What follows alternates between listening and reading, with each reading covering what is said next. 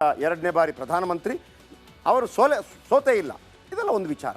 ನಾನು ಆರಂಭದಲ್ಲಿ ಒಂದು ಫೋಟೋ ತೋರಿಸಿದೆ. ಜೈ ಶ್ರೀರಾಮ್ ಅಂತ ಒಬ್ಬ ಕೈ ಮೇಲೆ ಮಾಡ್ಕೊಂಡಿದ್ದ, ಒಂದು ಕೈಯಲ್ಲಿ ಏನೋ ಹಿಡ್ಕೊಂಡು, ಇನ್ನೊಬ್ಬ ಇವರಿಬ್ಬರು. ಆ ಫೋಟೋ ಬೇರೆ. ಈಗ ನೋಡಿ, ಈತನ ಹೆಸರು ಅಶೋಕ್ ಮೋಚಿ.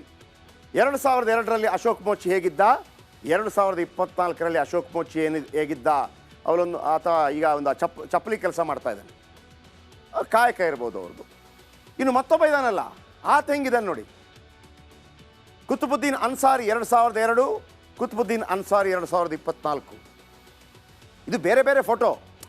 ಅಲ್ಲಿ ಎತ್ತಿದ್ದು ಅದಲ್ಲ, ಅವತ್ತು ಕಂಡು ಬಂದ ಎರಡು ಫೋಟೋಗಳು. ಭಾಳ ಒಂದು ಜೈ ಶ್ರೀರಾಮ್ ಅಂತ ಹೇಳೋದು, ಒಂದು ಈ ಥರದ್ದು ಹೇಳ್ಕೊಡೋದು. ಈತ ಮುಸ್ಲಿಂ, ಆತ ಹಿಂದೂ.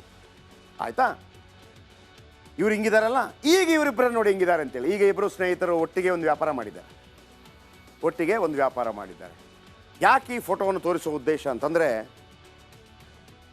ಮೈ ಡಿಯರ್ ನಮ್ಮ ವೀಕ್ಷಕರೇ, ರಾಜಕೀಯಕ್ಕಾಗಿ ಬಳಕೆ ಆಗಬೇಡಿ. ರಾಜಕೀಯ ಮಾಡಿ, ರಾಜಕೀಯಕ್ಕಾಗಿ ಬಳಕೆ ಮಾಡಬೇಡಿ.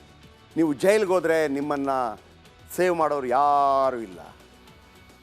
ನಿಮ್ಮ ಅಕ್ಕಪಕ್ಕದ ಮನೆಯವರೇ ನಿಮ್ಮನ್ನು ಸೇವ್ ಮಾಡಬೇಕಷ್ಟೆ. ಯಾವ ರಾಜಕೀಯ ನಾಯಕನೂ ಬರೋದಿಲ್ಲ. ಅವತ್ತು ಹೋರಾಟ ಮಾಡಿಕೊಂಡ್ರು, ಜೈಲಲ್ಲಿ ಕಳೆದ್ರು, ಯಾರೂ ಬಂದಿಲ್ಲ ಅವರ ಬಳಿಗೆ. ಈಗ ಇವರಿಬ್ಬರು ಸ್ನೇಹಿತರಾಗಿದ್ದಾರೆ. ಇವರಿಬ್ಬರು ಸ್ನೇಹಿತರಾದಾಗ ಇವರನ್ನು ಮುಟ್ಟೋಕ್ಕೆ ಯಾರಿಗೂ ಆಗೋದಿಲ್ಲ. ಹಾಗಂತ ರಾಜಕೀಯ ಮಾಡಬೇಡಿ ಅಂತ ಹೇಳ್ತಾ ಇಲ್ಲ ನಾನು. ನಿಮ್ಮ ಸೈದ್ಧಾಂತಿಕವಾಗಿ ನೀವು ಹೋರಾಟ ಮಾಡೋದು ಬೇಡ ಅಂತ. ಆದರೆ ರಾಜಕೀಯವಾಗಿ ಬಲಿಪಶುಗಳಾಗಬೇಡಿ ಅಷ್ಟೇ.